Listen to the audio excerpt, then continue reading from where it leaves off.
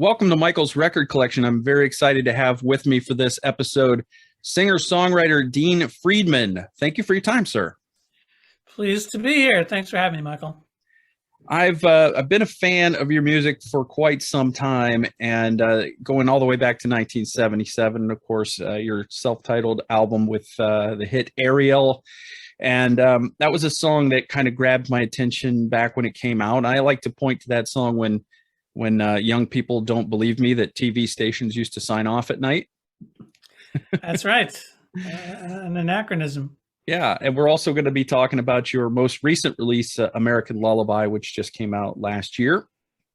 So lots of ground to cover.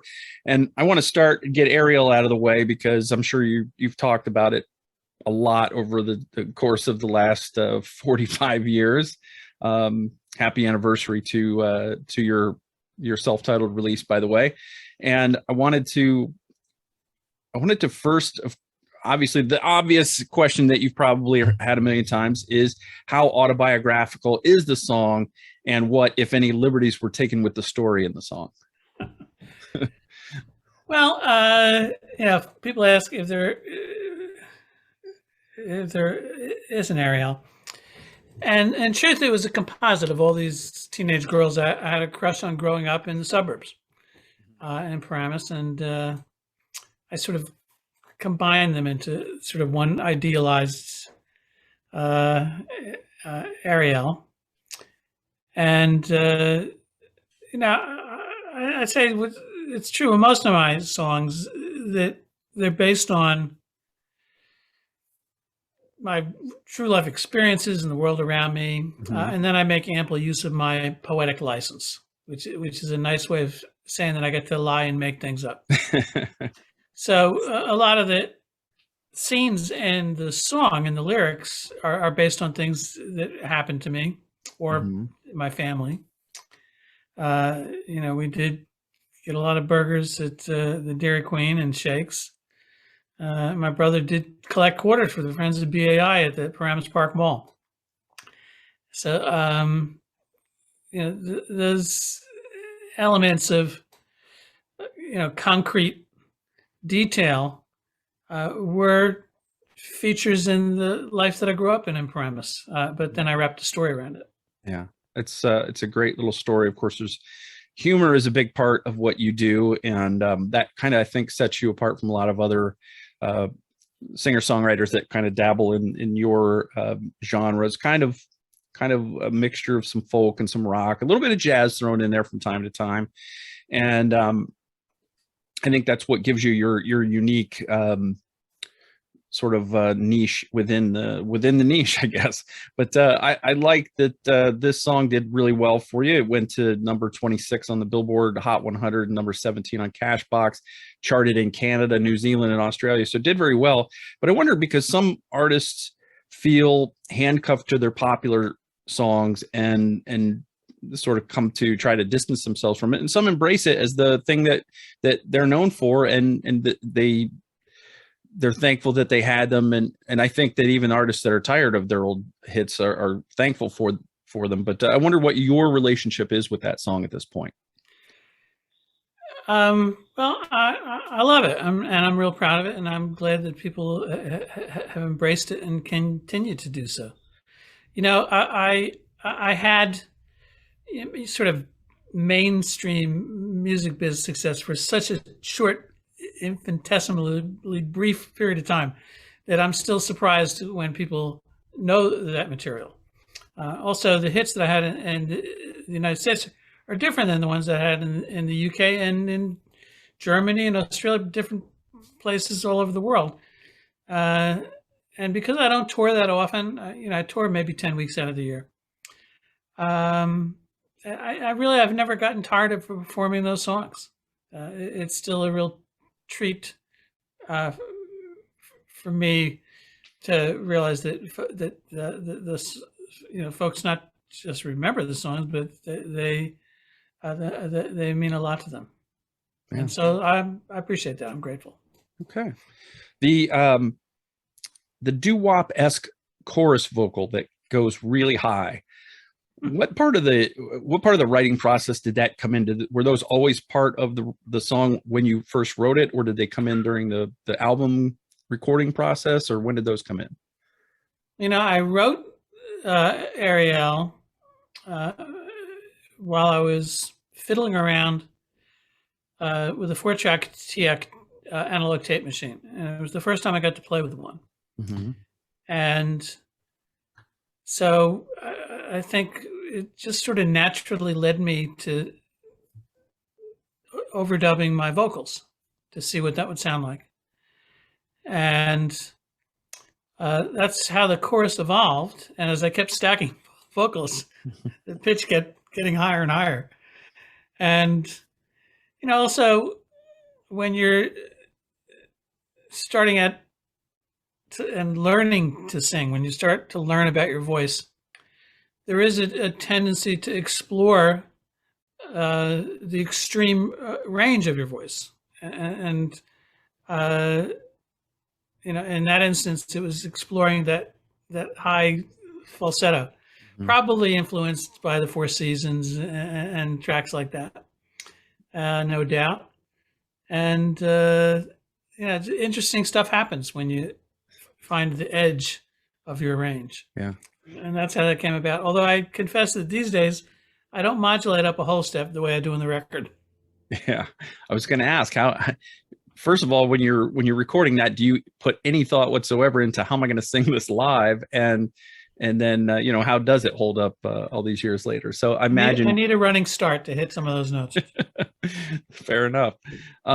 Now, of course, one of the things that I was surprised about, because when this album came out, I was, preteen, and I was very unaware, naive about a lot of the realities of the world and some of the ugliness of the world. And I didn't know about the pushback from the label on the concern about the line of Ariel being a Jewish girl in the story. And I just wondered, how serious was that pushback? It was so foolish, and was the beginning of my realization that the folks running my record label were idiots. They were convinced that immediately that stations in the South would refuse to play the single if it made reference to how I had characterized the girl Ariel as a Jewish girl. Mm-hmm. And that was just another descriptive element, in addition to her being a vegetarian and wearing a peasant blouse and smoking pot. All those things were part of who she was. Yeah. And but the record label was afraid of how people would react to it. Yeah. Which is especially unfortunate because the one of the three principals of the label was Jewish and should have known better. Yeah. But it was the first single off my first album. I didn't have any leverage. I was able to negotiate with them to leave it intact on the album itself. So the album is the full-length version, but when we edited the single, we had to remove a verse anyway to get it under 4 minutes. And I agreed to alter that verse to say her name was Ariel. I fell in love with her, which, kind of worked, but I always regretted, even though I didn't really have any leverage, relenting in that instance, although I did, fight to keep it on the album. Mm-hmm. And indeed, stations in the South refused to play the edited version. They played the full-length album track with a Jewish girl in it, which, again, just sort of proved the foolishness of my label heads not willing to put out the real thing. It seems like something that a 10-minute focus group could have taken care of, right? They didn't have that kind of imagination or smarts. Well, I'm glad. I mean, I think that everything in the song very much identifies this person and makes it a unique character. And I love the lyrics are what makes the song so good and believable. And little things like, going to Dairy Queen and she didn't tell you she was a vegetarian and she had some onion rings and a pickle, and these are very endearing, I think, traits in the lyrics. You know, I I'd have to say that a part of my personal style that I can't deny is that I do tend to populate my songs with a lot of detail. And I think of what I do is writing short stories and setting them to music. And for me, all that detail helps to create a scene. And if I'm doing my job, the intent is to invite the listener, to invite the audience into the song, and to make them almost a participant in the song. So if someone's listening to one of my songs and can picture that scene and that vivid imagery, almost as if they're stepping into a movie, for me, that's half my job, because it makes the listener a co-conspirator, because they fill in all the gaps with their own life experience and memories and imagination, and they become part of the song. I always especially admired songwriters like Joni Mitchell and Randy Newman, folks like that who did that. They created a scene, a little musical play, and that's something I always aspired to do starting out, and still to this day, when I'm sitting down to write a song, that's my goal: is to create an experience that the listener can be immersed in. World building. Yeah. It's better than I mean, it's nice to have a catchy little lyric, but and a hook, but when a song can pull you in and make you a part of it, it's pretty amazing. And I think we've all had that experience as young foolish teenagers or young 20 somethings, where we've felt that person smiles and you just melt. And I think you did a great job of describing that experience, and just a tremendous song. And like, I know that I hate the term one hit wonder, and I know that you've had other hits in other places. So it really, I get defensive when people call people one hit wonders. And well, actually that person had another hit that went to number 38, 2 years later or whatever. But how do you feel about that term? Well, I appreciate your commenting on that terminology the way you just did. I always found it a disparaging remark, because it implies that the artist didn't have the talent to have more successes. And the truth is that in reality, if someone's a one-hit wonder, what that suggests to me is that their label, their manager, and whoever was working for them in terms of publishing and as an agent, failed in their job. Because if an artist demonstrates that they were able to break through to chart a record, that suggests to me that they have the talent. That the next step is that the organization around them has to prove their chops and their expertise at being able to develop a career. Right. But usually what happens, unfortunately, is that infrastructure around the artist is ultimately abusing the artist on a short-term basis without the vision for what it takes to build a career. And so when I hear the term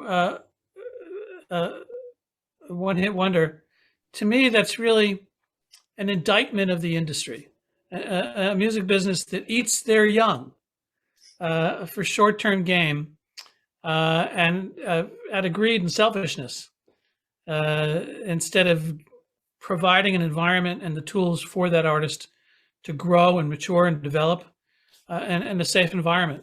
Instead, what the industry does is they put typical artists on the road for 200 days out of the year, exhausting them, making it more likely that they're going to self-medicate with drugs just to survive, and providing no kind of infrastructure, as I say, to cultivate and develop and support the artist. Mhm. They're just trying to suck them dry.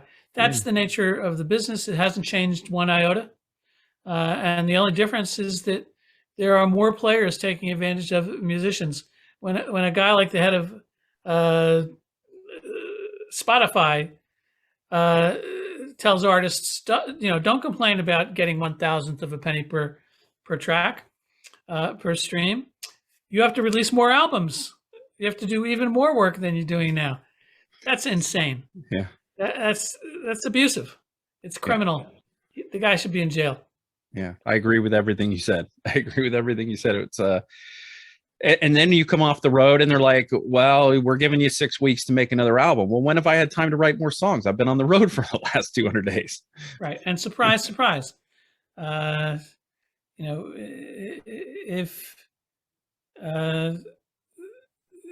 you're not respecting the artist and the music, then you're doing them a huge disservice, selling them short, and you're gonna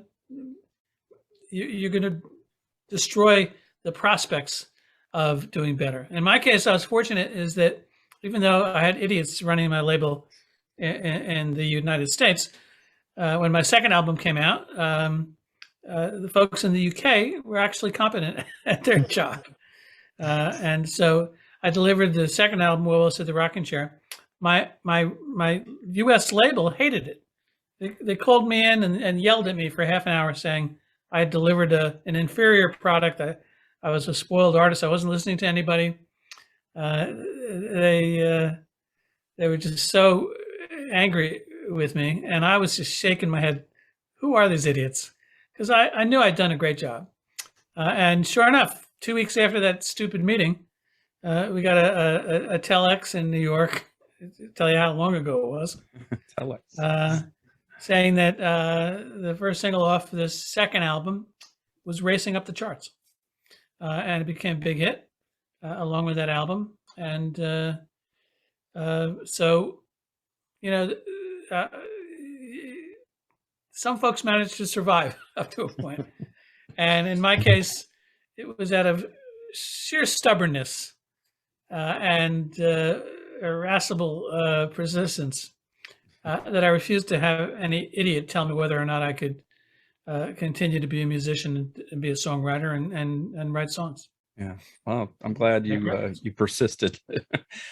There's a tremendous shift tonally on the Dean Friedman album, from the humor of Ariel and then later songs on the album, like Song for My Mother and the Letter. I just wondered if you could just tell me a little bit about those two songs in particular, because those are two of my favorites on the record. Well, as you said, there's always an element of humor in my writing, but I do like to balance that with some more sober, serious reflections on the world around. And so, The Letter is a song I wrote for my baby sister when she spent a year on a kibbutz in Israel. I hadn't written her an actual letter in a long time, so I figured I'd write a song. Forgetting, of course, that the postage on sending a quarter-inch reel-to-reel tape to Israel was going to be a lot more than an airmail letter. It was specific and autobiographical, referencing things that we'd all done as kids, going to Tice's Farms and picking out penny candy in the country store, watching the donut machine and eating donuts. It's something that a lot of people found evocative because it did document a time and a place that was familiar to anyone who grew up in Bergen County and remembered what it was like in the fall as the leaves were turning and pumpkins were coming out, and you experience that time of the year and that place. Song for My Mother was something I wrote that was talking about what might be a particular experience familiar to some folks, but So I think the idea that is familiar to even more people is the idea that at some point, as you approach some kind of maturity, everyone needs to stop blaming their parents for everything that they feel is wrong about their life. And it's that sense of sort of acknowledging that, yeah, your parents might have been messed up, but you need to forgive them at some point. Mm-hmm. And like a lot of folks, uh, my parents had some issues that made for some colorful childhood, should I say. And so the song tries to grapple with those issues and tries to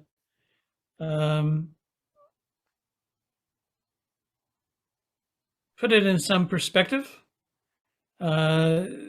describing the memory of it, the experience.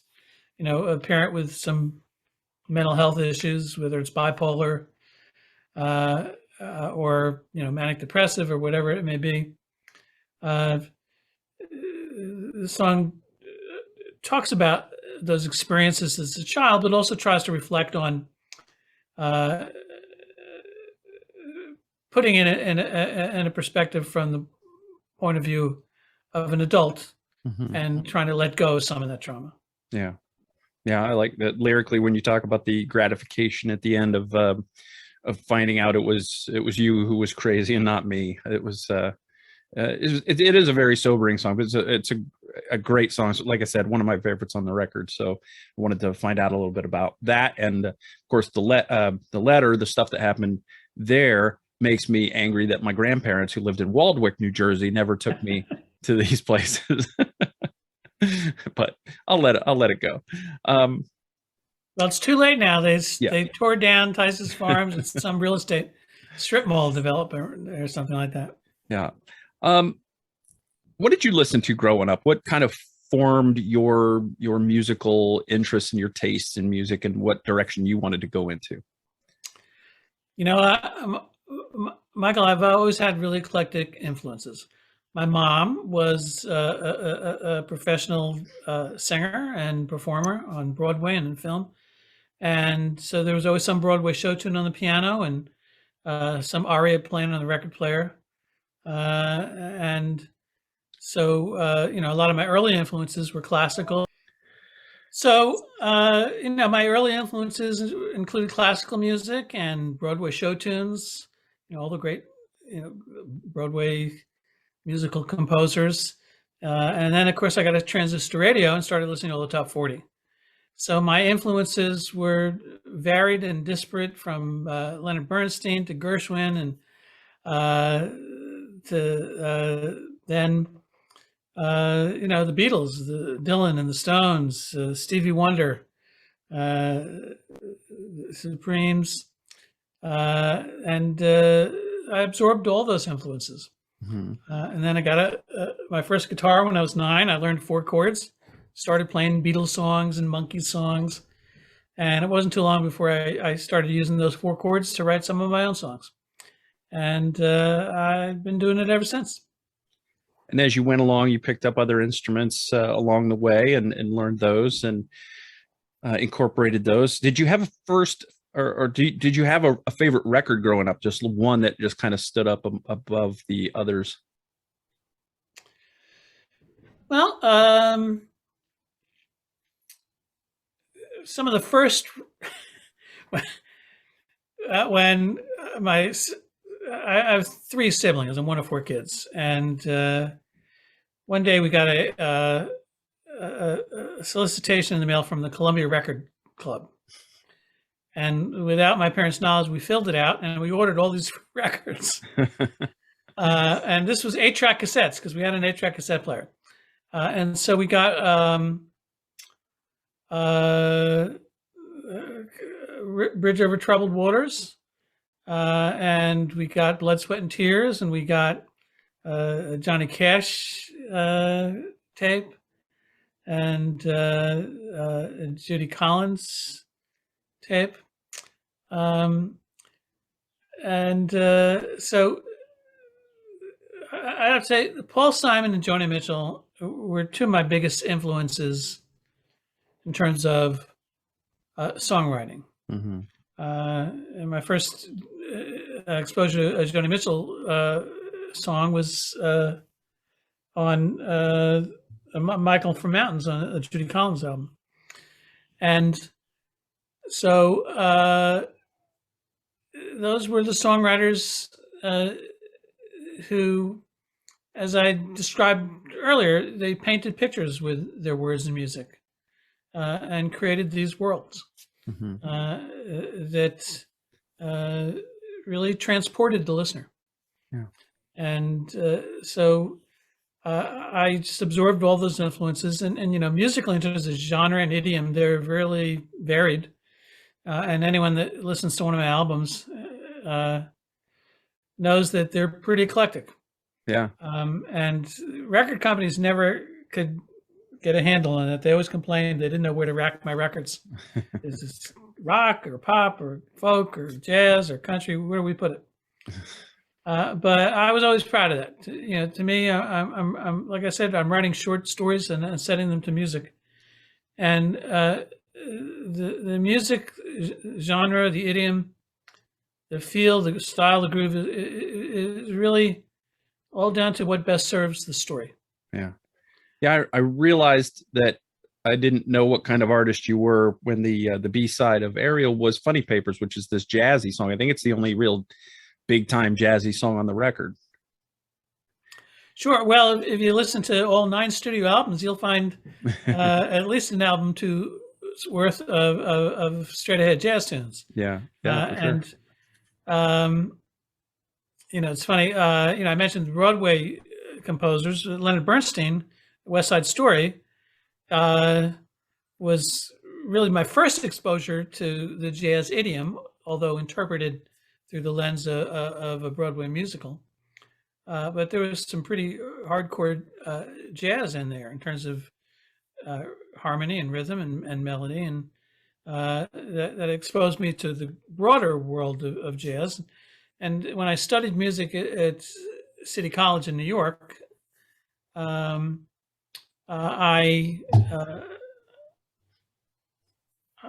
studied with jazz teachers. So in terms of my harmony education and my really getting to the nuts and bolts of harmony and song structure and composition, it was mostly within a jazz idiom. There were some classical components to it, but it was very much within that jazz idiom. And you know, there's always a strong undertow of jazz in even my pop or folk songs. Musically, I always think of what I do as a kind of pop fusion, which is that you know, in some ways it's pop because it's, you know, it's presented as popular music, but it's a fusion of whether it's country and jazz or pop and jazz.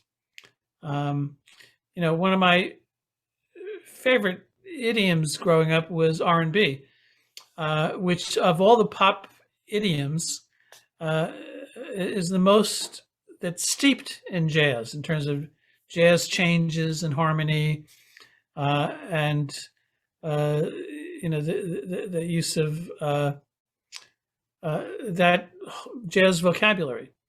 And so to an extent, I hear elements of that jazz education and background in almost everything that I write. Okay. The fact that you play multiple instruments leads me to ask, do you have a preference of writing on a guitar, on a piano, or do you just do it on both? Do you do it on other things as well? Well, you know what? It depends on what's at hand. It depends on what's within arm's reach. And, you know, I've written a book on songwriting. It's called the Songwriters Handbook. And the whole premise of the book is that there's inspiration, and that's inexplicable. It's hard to teach, but you can create an appropriate setting that's quiet and remote and uninterrupted, whereby you can invite inspiration. But beyond that inspiration, there's craft, and those are the choices that you make, deciding what to do with the inspiration once you get it. Mm-hmm. And for me, the craft of songwriting is really a process of making decisions, of making choices about what you're going to do next. And one of those early choices is what instrument you're going to write on, because if I pick up a guitar in my hands, there's a muscle memory that my hands and fingers have in terms of what kind of groove or rhythm or harmonic progressions I'll play on a guitar. And those idioms and that vocabulary is going to be a little different to those same related progressions and harmonies if I sit down at a keyboard, at a piano. Mm-hmm. It's just, I learn them in a different way. They're different kinds of instruments. They lend themselves to different expressions. And, I can write a song on either, but one might push me in one direction, whereas guitar might push me in this sort of folk country realm, whereas the keyboard might push me more into a jazz pop realm. But even that's contingent on what kind of sounds that I'm using, whether it's an acoustic guitar or classical or an electric or an electric keyboard or an acoustic keyboard sound. But these are choices that you can either make consciously and direct where the song is going to go, or you can let the song choose for itself. In other words, you can just follow your nose and let the song make the decision. Sometimes the song will do that. Sometimes the song will inevitably suggest where it wants to go. But and when that happens, it's great. I just make sure to write it down and record it so I don't forget it.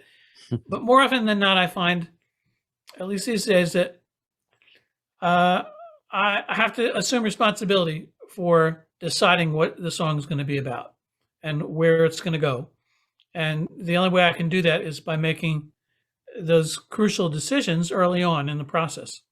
Because the sooner I know what the song is about, the sooner I can construct a way to navigate to that goal, to find how to get there. Okay. You brought up you wrote a book, but you also, before I want to get to American Lullaby, you also wrote or published a book in 1985 called The Complete Guide to Synthesizers, Sequencers, and Drum Machines. How did that come about? Well, just inadvertently, I had been kicked off of my record label in the early 80s and sort of was left to my own devices. But synthesizers had just come out and were being developed and marketed and going through a lot of evolution. And I was fortunate enough to see a demonstration of what at the time was the most powerful synthesizer on the market, the Synclavier or the Synclavier by New England Digital. And a guy named David Nichtern was the North American distributor for the Synclavier. David Nichtern was also a songwriter. He wrote a beautiful song called Midnight on the Oasis that was a hit from Maria Muldaur. Yeah, sure. But he also had offices in Manhattan. And he was kind enough to let me go up there and make a deal with him to rent an hour a week, because I couldn't afford the cost of a Synclavier, which at the time had a price tag of $50,000. Wow. But he was amenable to my coming up there once a week, and I became pretty adept at it, and I learned it, and I got real excited about it. And one day a phone call came into the offices from Music Sales, a book publisher, looking for someone to write a book on all these new synthesizers. And the receptionist said, well, Dean seems to know a lot about synthesizers, and they put me on the phone. And so without any,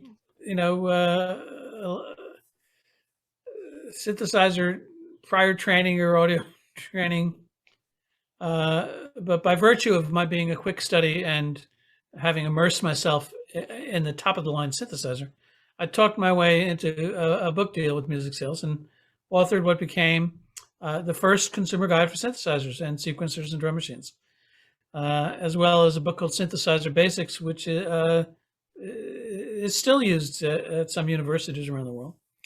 I think the fact that I was so new to it myself enabled me to describe these new instruments in pretty much layman's terms, in a way that was easy to understand for the typical reader, because I was just wrapping my head around it, and it forced me to really distill what was happening, my understanding of it, in easily digestible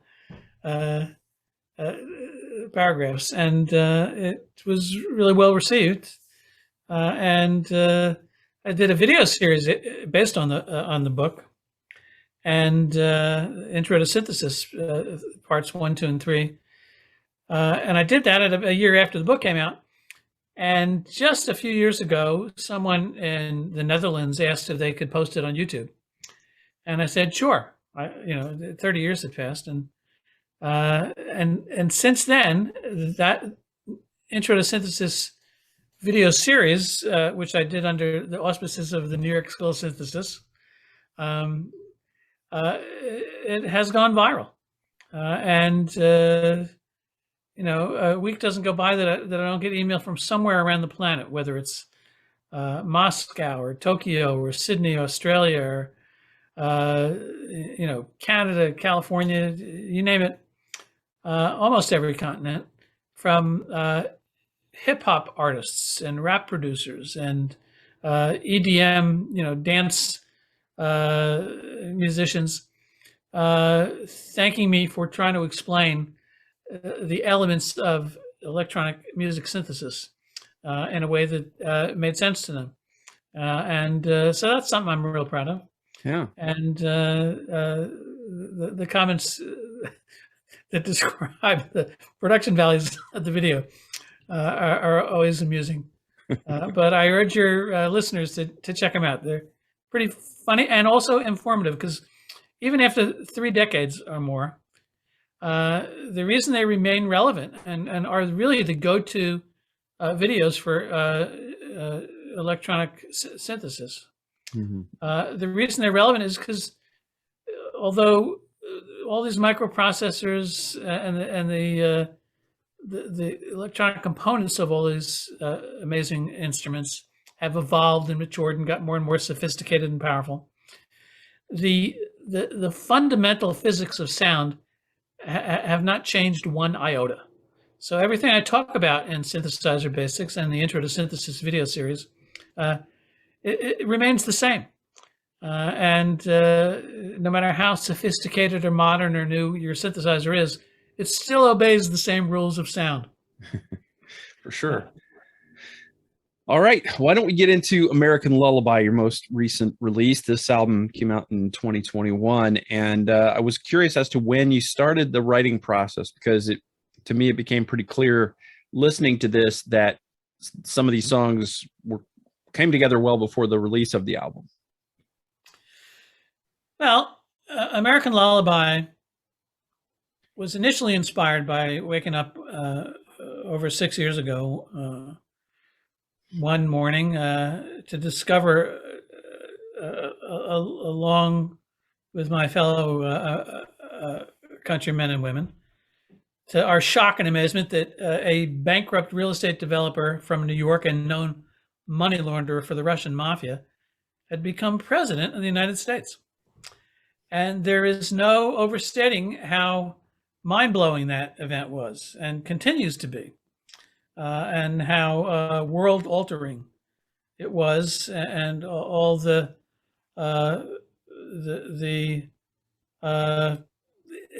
impending doom that it foreshadowed in the minds of, in particular, New Yorkers who knew him better than the rest of the country. Mm-hmm. So all the songs on the new album, American Lullaby, are my personal take on all the crazy stuff that's happened over the last 6 years. including the polarized politics, including climate change, including you know, the pandemic, and you know, almost every crisis that we have shared, not just in America but globally around the world. Yeah. I touch on, and it's not really so much a political album, Michael, as it is.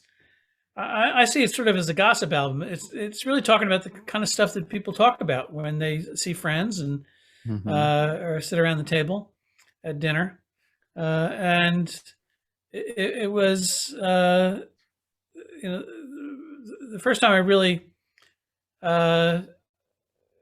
was trying to understand what was happening in the world, because it was really frightening and continues to be. But it happened in such a dramatic way, and all these crises falling one after the other, that I couldn't help but try and understand it. And my way of trying to wrap my head around something inexplicable is to try to write a song about it, because that helps to crystallize. It forces me to really grasp and try to understand what it is, the story that I'm depicting and trying to tell. What was the musically, what was going on for you at the time? I'm asking because the first couple of songs on here do not have a chorus. They have you have a recurring line, but there's no real chorus. And I wondered if something inspired that in your writing. You know, I can't really say, Michael. I do know that you know, it's kind of it's curious now that you mentioned it, because I read a statistic recently that in a lyrical analysis of pop songs over the last couple of decades, a very discernible trend has become apparent, which is that there are fewer and fewer lyrics in today's pop songs compared to a decade or two ago. And not only are there fewer lyrics in pop songs, but there are more repetitions of those few lyrics in pop songs. And, you know, I attribute that to the unfortunate algorithms that programmers use to try and predict what's going to happen next or what they should sign, instead of using taste and quality and their own goddamn ears. Right. And by allowing these algorithms to make choices for it, it inevitably leads to homogenization, which I think sacrifices the quality of music. But fortunately, there are enough people with talent that keep breaking through. Yeah. And I raise this phenomena, the idea that there are fewer and fewer lyrics in pop songs, just to make note of the fact that I have completely defied the trend. You have. Because I can't ignore the fact that, particularly in this most recent album, American Lullaby, I find that in order to cover the material that I'm trying to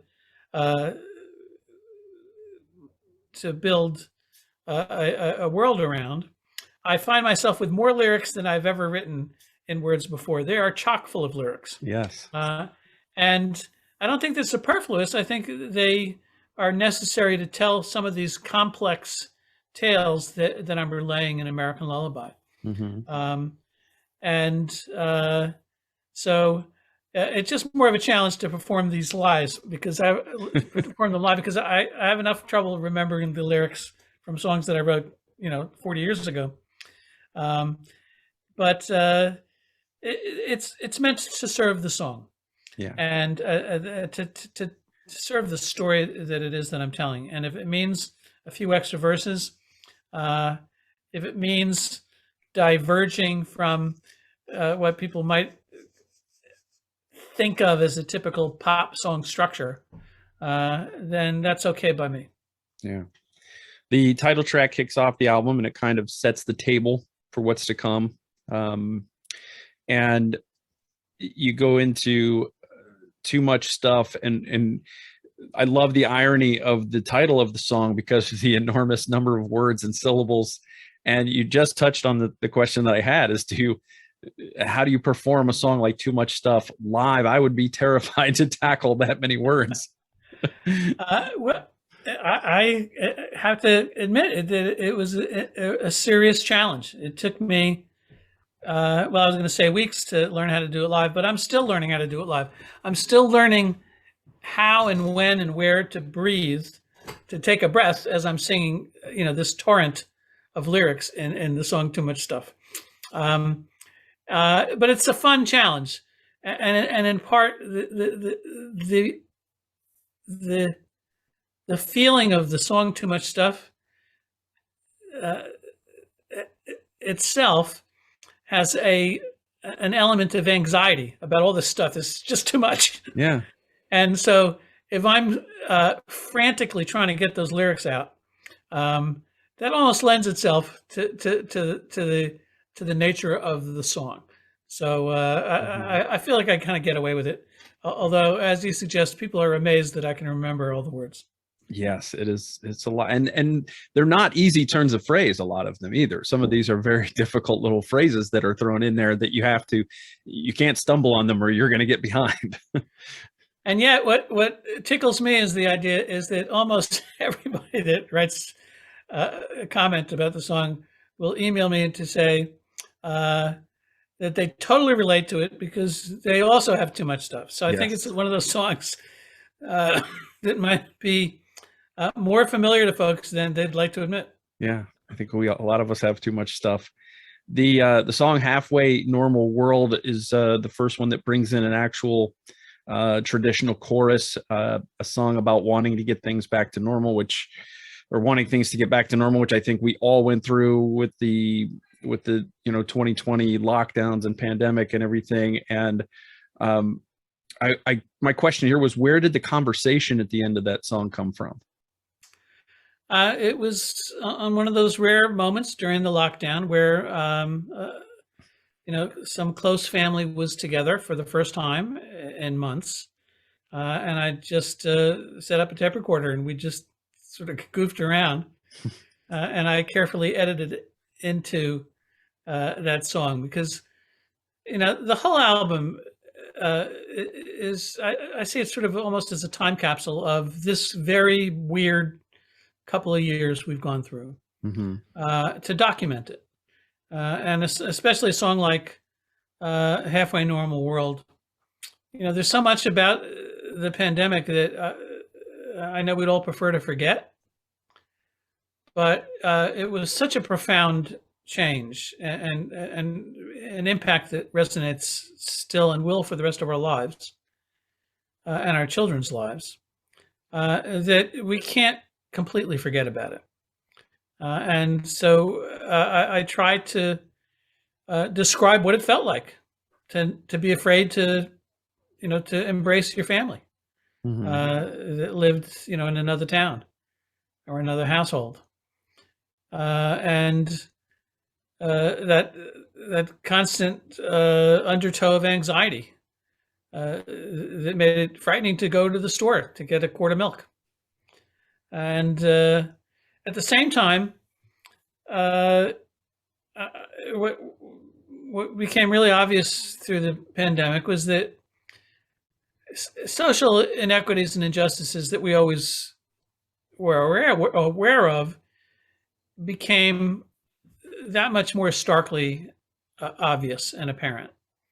And so it occurred to me that it wouldn't make any sense to aspire to get back to a 100% normal world. Yeah, because we could certainly do better.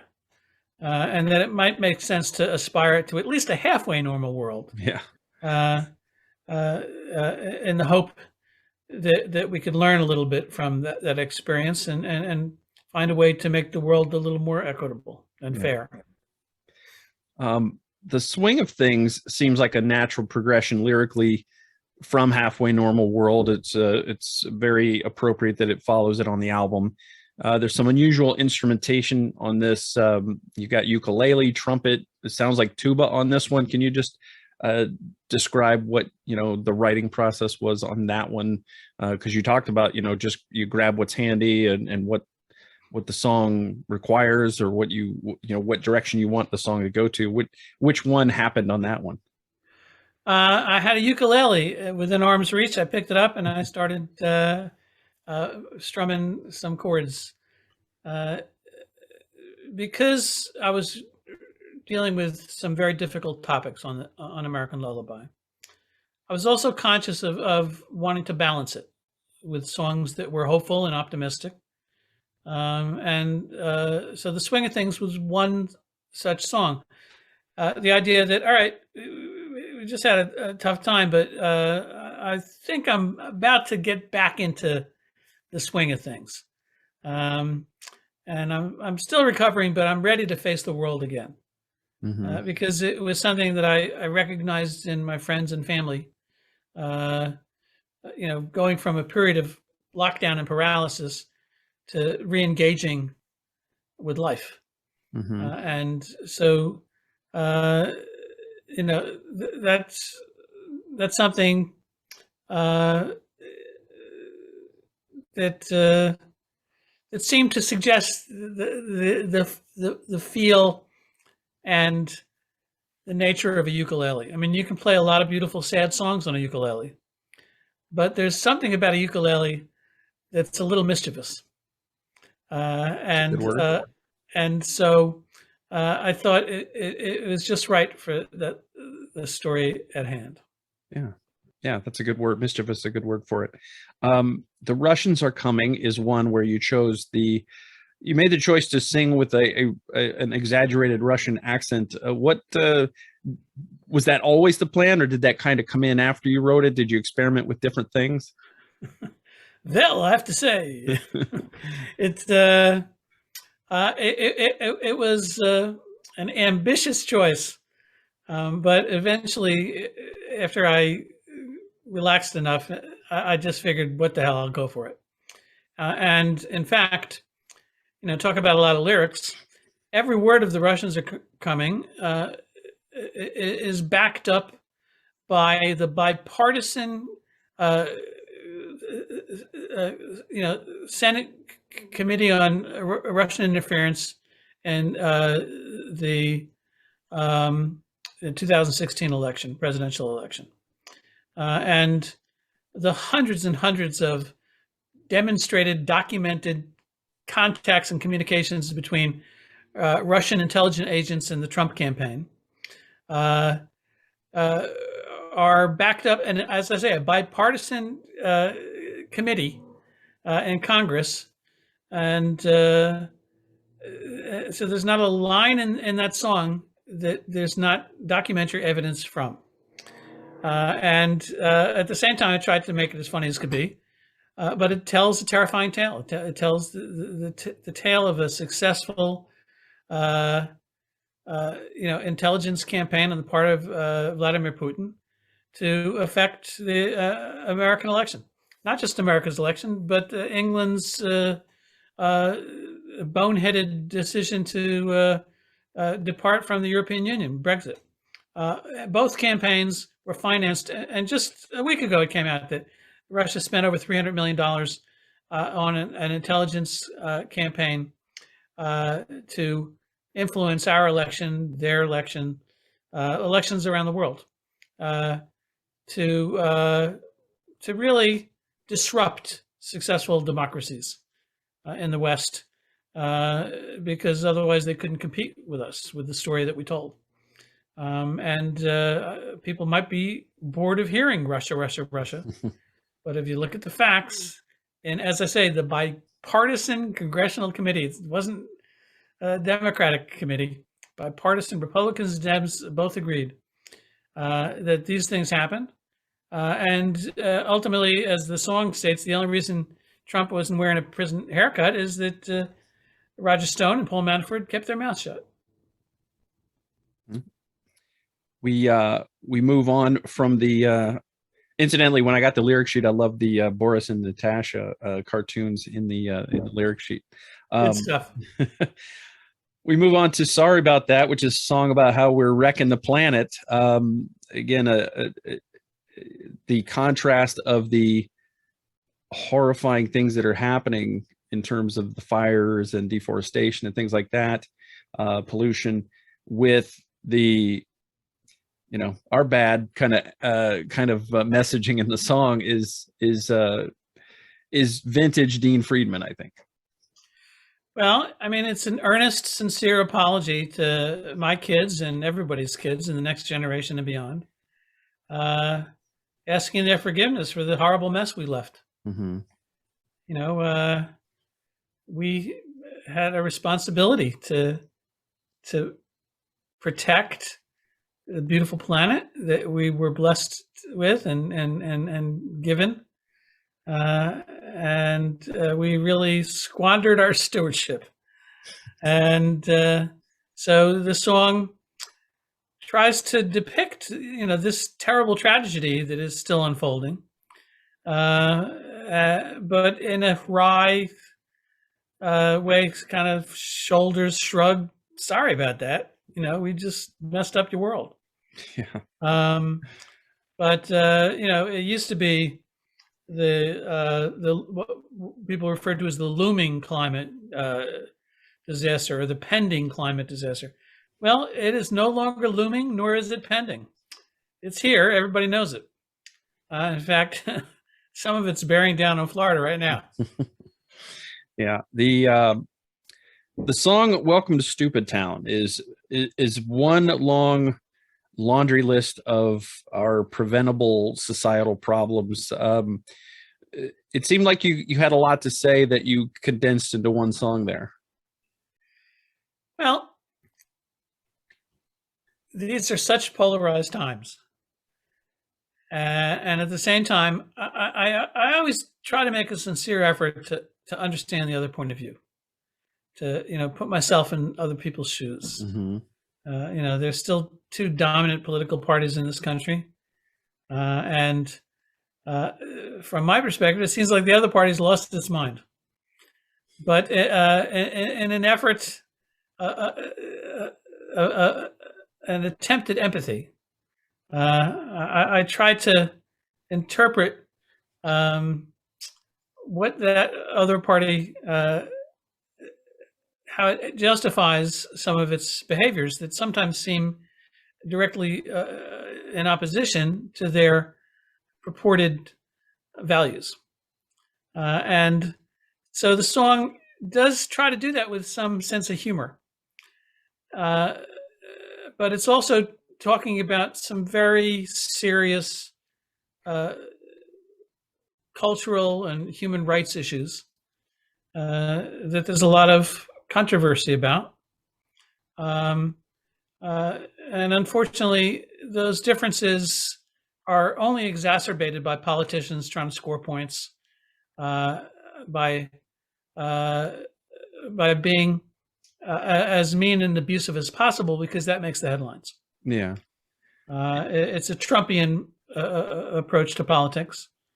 And it's unfortunate. It leads to the kind of extremism that we continue to see. Yeah.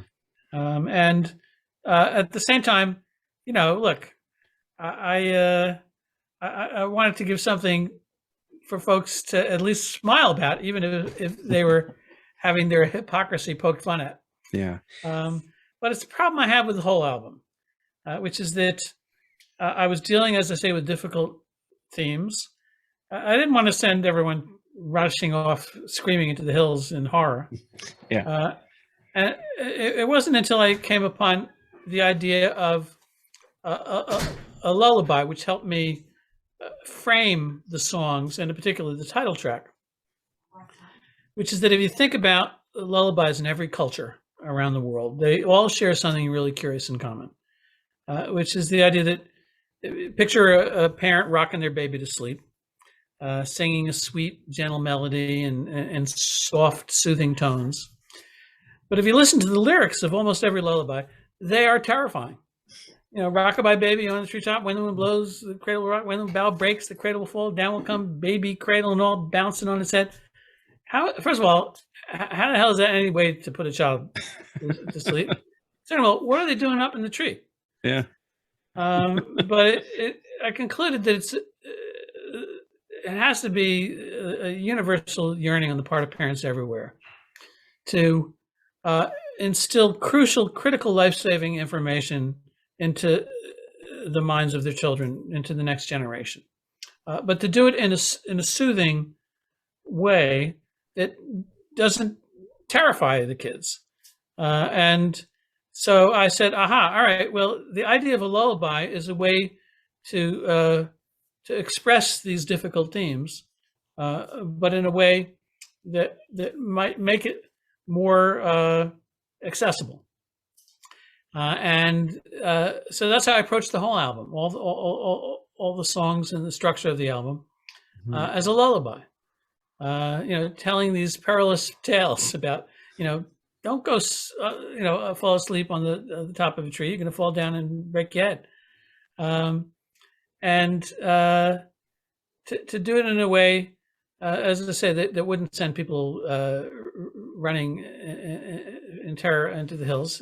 And in particular, that was true of the title track, American Lullaby, because for whatever reasons, I took it upon myself the challenge of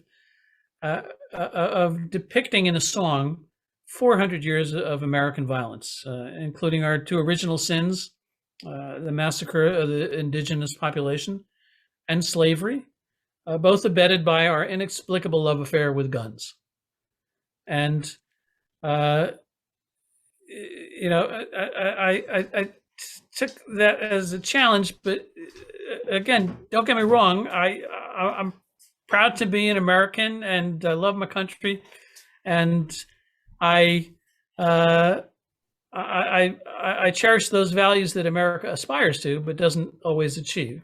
But unless you're honest with your history and your past, you're just doomed to make those same terrible mistakes over and over again. And so American Lullaby is my attempt modestly to tell that story, 400 years of violence, in a 5-minute pop song. Yeah.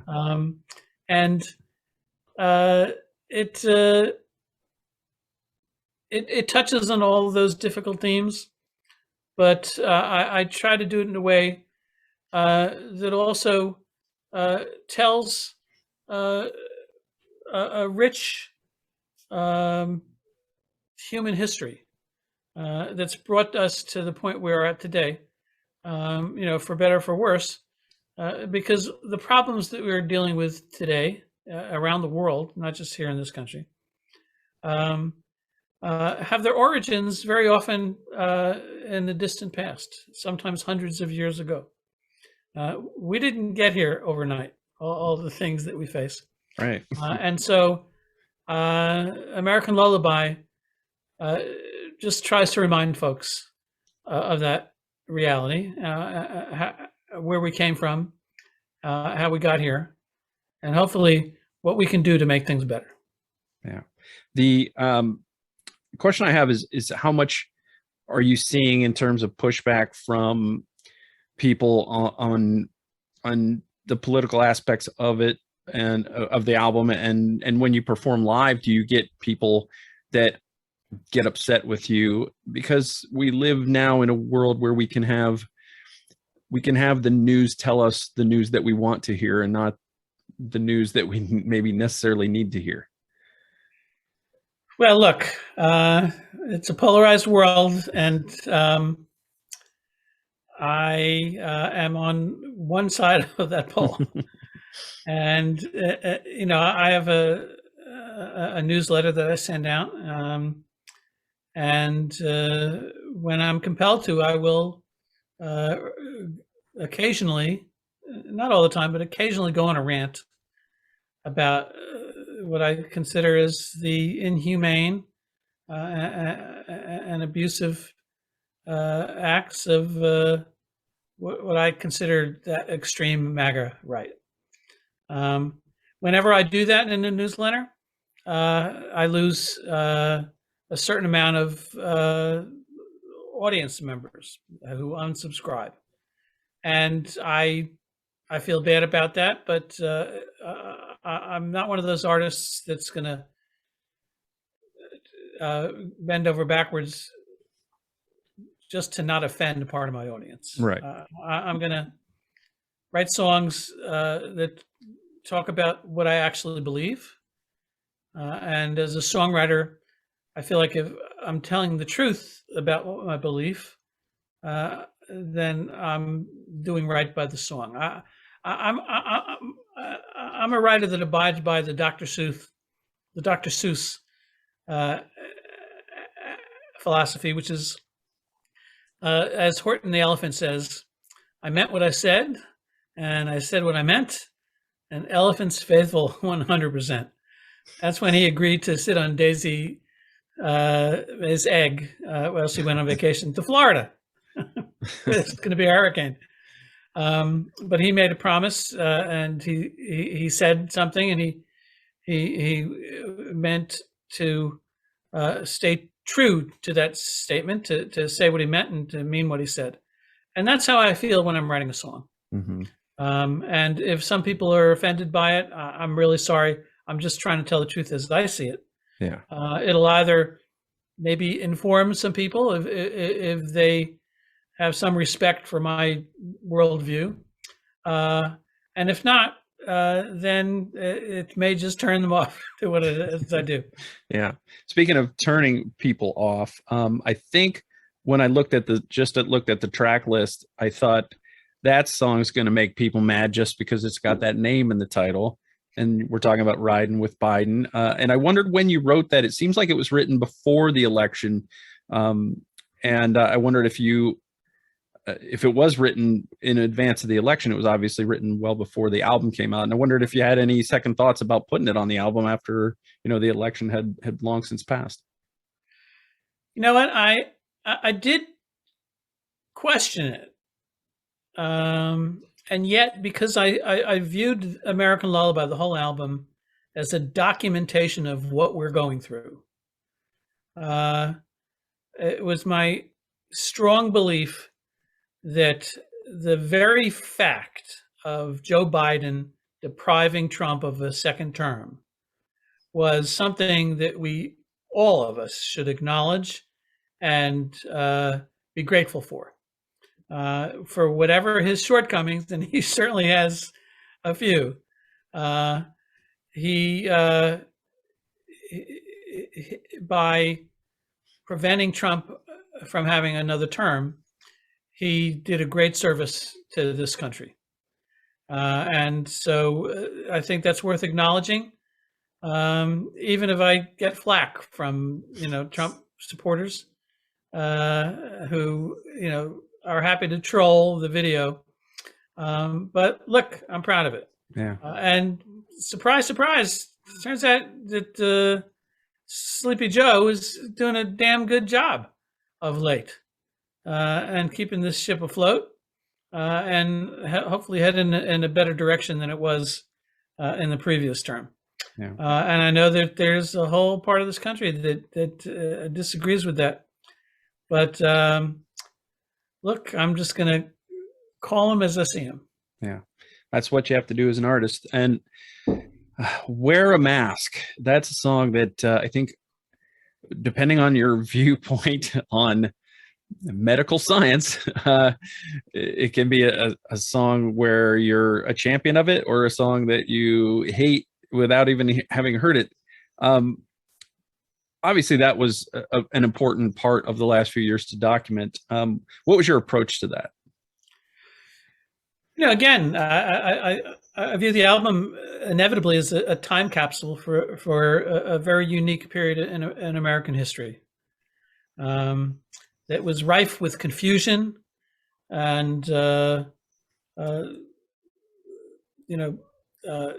challenges across the board, from the polarized politics, to the pandemic, to the climate, to you name it, every one of these challenges. And, Wear a Mask was, originally just sort of a silly public service announcement, which again, I thought twice about including on the album, because I thought, wow, once this is over, people are not going to want to remember this. But then I decided that, you know what, like it or not, it's important for us to remember it. It's important for us to remember how mind blowing this pandemic has been for this society and every society around the planet. Look, over 6 million people died from COVID. And you can argue all the statistics that you want. But in terms of wearing a mask, the people that deny vaccinations and the people that don't like to wear masks are still dying in higher numbers than people that do. And so for that reason alone, I think it's necessary to have documented that perspective. Look, there were bad calls made as we were learning more and more about the progression of the disease, a disease that we still know nothing about in terms of the long-term consequences of having it. And so, I don't assume that anyone has the benefit of true insight into what's wrong or what's right medically or how to approach it. But there were some very obvious numbers statistically in terms of who was dying and who wasn't. That someone in the Northeast I couldn't ignore. I only hope that the people in charge have learned some of the lessons of what we've gone through to do a better job. Look, I'm a skeptic of the medical community from day one, from top to bottom. And yet, everyone needs to make a personal choice and assessment about what makes sense to them given the facts at hand. Of course, if you make up your own facts, then, you got a problem. Yeah. The last song I wanted to bring up, I want to get into every single one. I probably already got into more than I meant to, but is Just Another Birthday Song. And I love that you framing this as the happy birthday that we all know has had a good run, but it's time for a new birthday song. Well, look, the Hill Sisters, the two kindergarten teachers, wrote the happy birthday that we know 125 years ago. Great song. I have much respect for it. But as you say, I do think it's time for an upgrade. I'm not sure that my candidate is going to be embraced as that, but I felt like that it had all the elements of a good birthday song. So far, the reaction to it has been universally hilarious. And in terms of including it on the album, as I said earlier, I was determined to balance some of the doom and gloom on the album with some optimism and songs that were uplifting and hopeful. And I believe that it's incumbent upon us, even in the midst of really troubled times, to still insist on celebrating things that need to be celebrated. To not just surrender to gloom and doom. Yeah. And to find joy and happiness where it is, to recognize it and acknowledge it. Yeah. So Just Another Birthday Song tries to do that, even as it acknowledges that there's still potential for a pandemic and a lockdown and social distancing. But even so, you need to celebrate that thing that happens once a year. Yeah. Dean, do you have a favorite song on this album, the one that kind of is nearer and dearer to your heart than the others? Well, I get a kick out of all of them. When someone asks a songwriter if they have a favorite song, they're like little kids. You love them all. It's just some are better behaved than others. Some are more mischievous. Some, call up and ask for money. Some write home and send money. I tend to have an affinity, an affection for those songs that were the biggest challenge compositionally. So, for example, the title track, American Lullaby, was a difficult writing challenge. And I feel like that I did as best that I possibly could have, and the reaction to it has been really powerful and gratifying. But at the same time, that's a serious, powerful dynamic, and dealing with sober subject matter. At the same time, a song like Just Another Birthday Song just cracks me up every time I hear it, every time I play it and sing it, and it makes people laugh. So I'm proud of that as well. Dean, are you going to sing The Russians Are Coming in that Russian accent when you perform it live? You know what? I'm still working on that. I'll let you know how it goes. All right. The album is called American Lullaby. Dean, is there a place where people can buy this CD that benefits you more than, say, going to Amazon? Absolutely. I encourage folks to buy direct from the artist, because you have to keep in mind that all the streaming services like Spotify or Deezer or Amazon or Apple Music, they are paying 1/1000th of a penny per stream. It's highway robbery. It's obscene. It's criminal. The only way to support an artist is to buy direct from their website. And so I encourage folks to do that. Don't Spotify, buy direct. Or do Spotify, but keep in mind that the money you're paying for a subscription, even though it offers you a plethora of great music from artists all over the world and throughout time, that Spotify is not compensating those artists except for a very choice few. Mm-hmm. And if you want to support your artist, as I say, buy direct. Okay. So that means going to deanfriedman.com. That's right. I guess I should have said that, right? deanfriedman.com. That's okay. And my job as the host to help you out with that. And I invite your listeners to send me an email to dean@deanfriedman.com or any page on the website, deanfriedman.com, and get on the email list, and you get occasional newsletters with gig alerts and recording updates and occasional rants and raves from an independent musician. Okay. Well, it's good to see that you're still out there. I know your website is teasing a tour in the UK in 2023 in the spring. Is that right? In the spring, but also I have a week's worth of dates in January 2023. Okay. In the UK. But I'm not sure when this podcast is coming out, but I have a gig upcoming in the United States, in New York City, October 8th, Saturday, October 8th, at Chelsea Table and Stage. It's a brand new club with a really beautiful piano and great sound system and delicious food, as I understand. And it's my first New York City gig in over 5 years. Wow.